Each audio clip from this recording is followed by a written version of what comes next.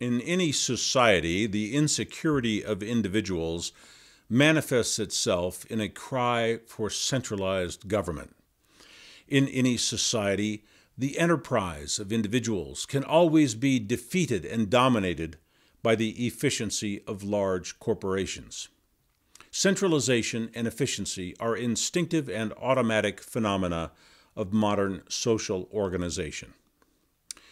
While the efficiency of automation generally benefits society, a social elite will always find means to collect and redirect those benefits to themselves and their loyal supporters. This is how government and corporations come into being, by representing themselves as a benefit to the masses, while actually having no real purpose or effect other than to do the opposite, to extract excess benefits for the elite at the expense of the masses.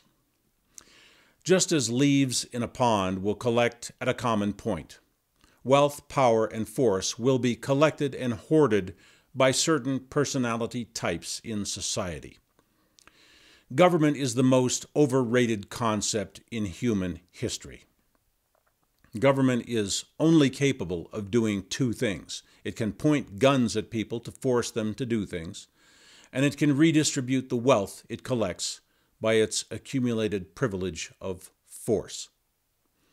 As a means of projecting force, government will devote some of its wealth to form a military organization. The military will do exactly what military is for. It will go out and kill people. It will do this to impose government. If the military has a lot of wealth, it will kill a lot of people. Only by killing and imprisoning people can the government maintain control. If government only threatens to kill and imprison, people will soon ignore the commands of government. Government, to survive, must commit violence regularly, and government must gain a monopoly on violence.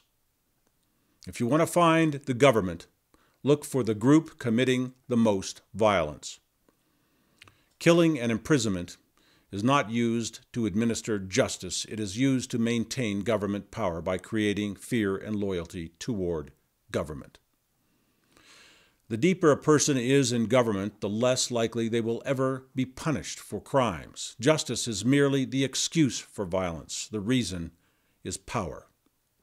After government has its foothold, commercial enterprises will covet the power of government to help push their economic agendas. You would expect that taxation would provide all the wealth and control necessary to maintain power, but taxation is not possible without commercial activity, and commercial activity is not possible if overly taxed. Since commercial enterprises collect economic power, the commercial elite uses their wealth to influence government, to apply government force to promote commercial enterprise. Government does not care how it applies its force, as long as it can apply more force than anyone else. Corporations, like government, are very limited in their social contribution. Corporations can only do two things. They can create commercial transactions, and they can buy government protection for their monopolies and enterprises. So, after government and corporations establish themselves, government uses force, and by economic means, corporations control the force of government. Corruption is rampant and systemic throughout this control matrix, because the matrix was created by corruption. Centralized authorities do not become corrupt. Corruption creates central authorities. This holds the key to why centralization is unsustainable. Human insecurities make a vacuum where force may be introduced. And the privilege of using force is irresistible to certain personality types. This creates the circumstances for inevitable systemic failure.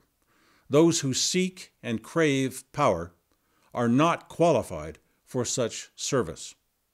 Those who seek and crave power are not gratified by a free and open society. They are gratified by using force. Whenever the use of force is involved, the things using force will get stronger, and the things that are being forced will get weaker. The strong thing cannot keep getting stronger forever because the weaker thing upon which it feeds eventually dies, disappears, or revolts against the strong thing. It is thus crystal clear why the social order, which in any way uses force, cannot last. Those who have power are never satisfied or content to stop collecting power. Those who love power never have enough of it. Even if they were willing to limit their power, they have no capacity to determine and maintain the exact measure of force needed to maintain any given society as some ideal level of order. Elites are not optimizing society. They are quite busy optimizing their own lives. To fulfill their cravings for control and assuage their colossal insecurities, they simply strive every day to apply the most force they can and to collect more power so they may apply more force tomorrow. After all, they did not gain power in order to ask society what it wants. They collected power to control society, live an elite existence, and collect benefits for themselves. Centralized power is not a consensus mechanism, it is a control mechanism. In all of recorded history, there is no such thing as permanent centralized government. The measure of the success of government is how long it can hold power before imploding. Revolutions can be delayed for the maximum time by making the weaker thing dependent on the stronger thing, making the weaker thing not realize what the stronger thing is doing, making the weaker thing love the stronger thing, and of course, making the weaker thing fear the stronger thing.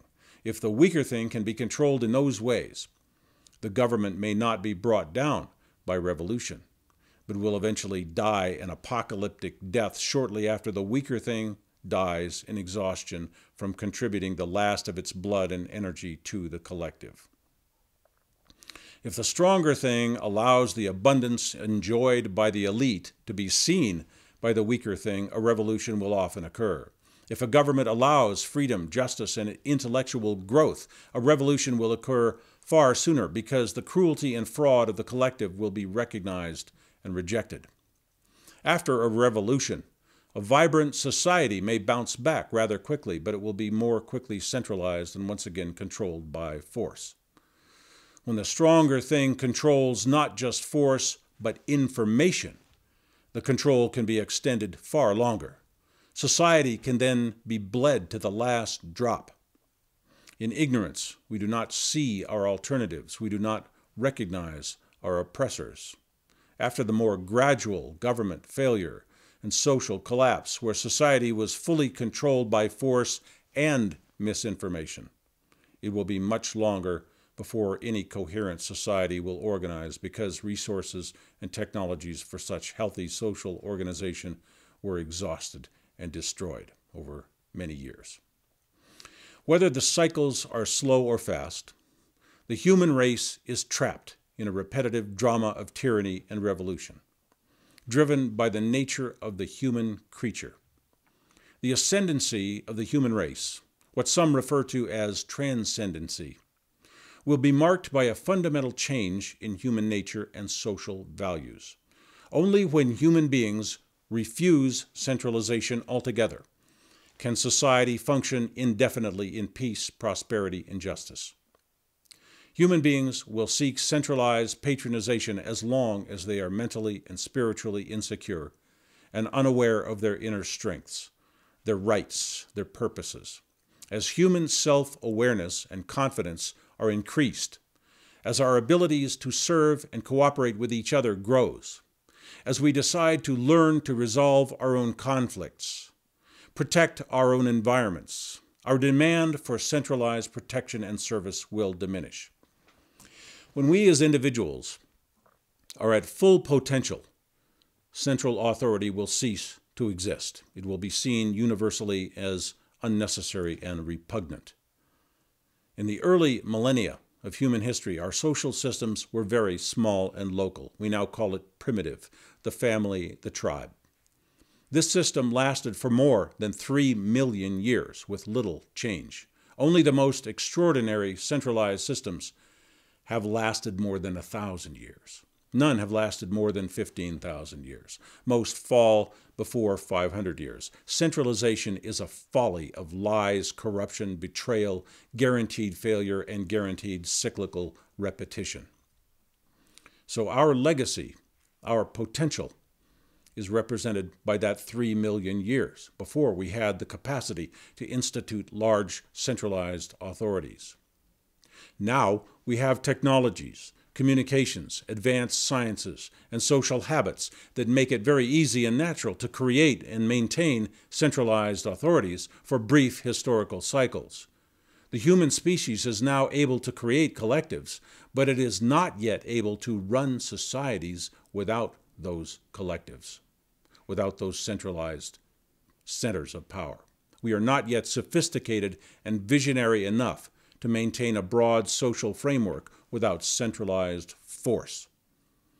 If we are able to fundamentally change ourselves to not only resist the impulse to create and accept centralized authorities, but rather to fiercely demand that all authority be retained by ourselves individually for the free administration of the family and the small local community without force, without dogma, free to grow and adapt as circumstances may change, we could once again enjoy 3 million years of peace, prosperity, intellectual advancement, and even better, we could enjoy the abundance created by our sciences and technologies, and we could live lives of far greater security, comfort, and joy and fulfillment than the lives of any previous civilization, even that 3 million year one. All we need to do is keep, as individuals, all of our authority and refuse to grant any of it to any central collective or representative. We must never bow to any group or leader with whom we do not individually have strong voices and strong personal control. We must overcome our fears and feelings of insecurity and resist the temptation to cry out for salvation from anyone other than ourselves and our gods. In reality, mankind is not yet ready to make this broad upward step. As individuals, we are still insecure. We are doubtful of our own sovereignty and strengths. We still look to others for our salvation and protection, even though protection is inconsistent at best. Corrupt sociopaths still offer us salvation in order to empower themselves. And we believe them because we want to believe them. But whether we see it, whether we understand it or not, human society gets a little closer to the ideal as time marches ahead. There are setbacks, as the period between the Magna Carta and the United States Constitution. We are in a setback right now, as we've seen the more noble values behind our Constitution undermined by corruption, ignorance, and elitism. But more and more, we recognize the native and unavoidable corruption and failure of the large collective. Personal growth and awareness can be suppressed, but never fully, never permanently. More and more, we recognize the power and authority that we all individually possess by right and that we can all assert by choice. More and more, we recognize the endless and repeated failures of centralization, the tyrannies, the wars, the slaughters, the slaveries and exploitations that centralized power brings upon us that magically disappears when there is no central authority to dispense wholesale force and violence. One person may call for war, but only with many blind followers can a war actually occur. One person may declare himself a leader, but only if we throw away our personal authority will he actually lead. The true destiny of mankind is everyone as his own leader, everyone responsible for his own actions. Not some, but every single person dedicated to the good treatment of all others, while reserving all rights and personal powers. Reserving all command over one's own destiny. With that kind of person and that kind of society, there is no need whatsoever for centralization of power, wealth, and force. All we need to achieve that destiny is to see it as our destiny. to reach for it, to stay committed to that no matter how many times we must fail and try again. Whether we can see it or not from any particular time or viewpoint, that is our path, that is our journey. And when we reach that ideal, we will see that it is not the end, but only the beginning. And we will wonder why we let tyrants and sociopaths suffocate us for so long.